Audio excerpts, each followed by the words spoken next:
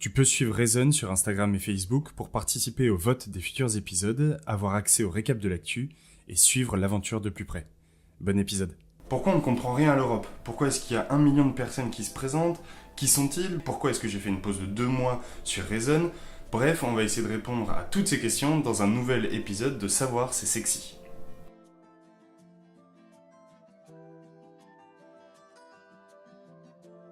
Après 2 guerres mondiales, les pays veulent un peu de calme.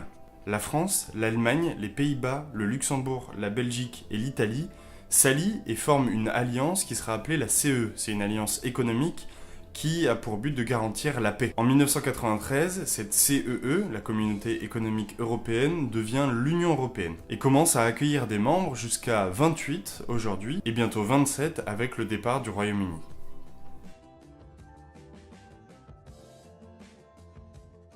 Cette Union européenne telle qu'elle est maintenant, c'est 3 institutions. Le Conseil de l'Europe, la Commission européenne et le Parlement européen. Le Conseil européen donne des impulsions aux grandes questions politiques concernant la construction de l'Europe. La Commission, c'est elle qui va proposer des textes de loi que voteront ensuite les parlementaires européens. Et enfin, le Parlement, celui qui va nous intéresser le 26 mai prochain. Ce sont les députés ou les parlementaires européens, comme on peut les appeler, qui vont voter les lois. Il y a 751 députés européens dans le Parlement.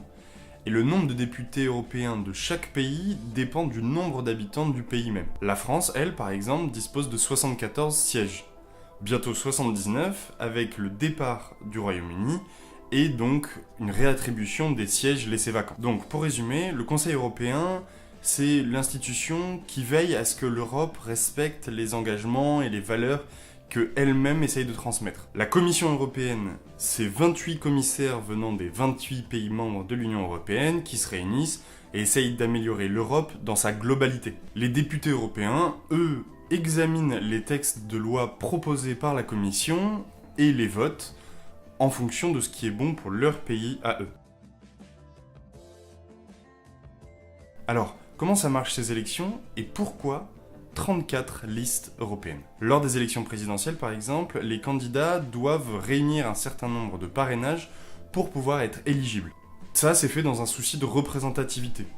Mais c'est pas le cas lors des élections européennes.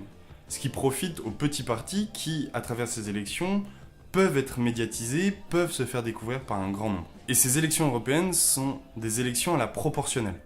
Un exemple pour mieux comprendre. Disons que la France a un certain nombre de sièges au Parlement européen. 3 listes se présentent et chacune des listes est composée du même nombre de membres, disons 10 membres. Le résultat des élections, c'est 70% pour le parti A, 20% pour le parti B et 10% pour le parti C. Il y aura donc 7 personnes de la liste A, 2 personnes de la liste B et 1 personne de la liste C qui seront présentes au sein du Parlement européen et qui obtiendront un siège. C'est ça le scrutin proportionnel. Mais pour ça, il faut obtenir au moins 5% lors des élections pour espérer obtenir un siège. Alors, qui sont les partis qui se présentent ? On parle beaucoup de têtes de liste. Ces têtes de liste, ce sont les représentants de chacun des partis qui se présentent aux élections. Ces têtes de liste, en réalité, elles n'ont pas plus de pouvoir que tout le reste des noms qui sont marqués dessous. Simplement, ce sont des étendards, des porte-drapeaux et des porte-valeurs du parti. Qui dit quoi ? Quelle différence entre machin et machine ? Tout ça, on va pas l'exposer dans cette vidéo. Je vous invite en revanche à aller sur Instagram où je vous ai préparé des infographies qui résument le minimum à savoir. Et vous trouverez en description le programme des 34 listes qui se présentent. Parce que lorsqu'on parle d'une élection, le minimum à savoir, c'est largement pas suffisant. J'espère que ça résonne. À la semaine prochaine.